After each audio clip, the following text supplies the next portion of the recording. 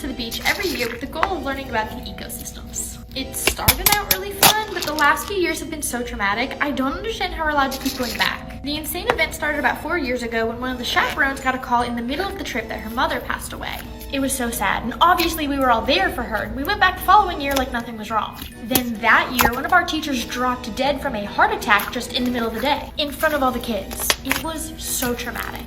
I think the trip should have ended forever with that incident, but it didn't. The next year, a teacher had a stroke in the middle of the trip and had to spend a few days in the hospital. And last year, one of our colleagues was murdered right before the trip, and we had to find a different chaperone. Because of course we can't cancel.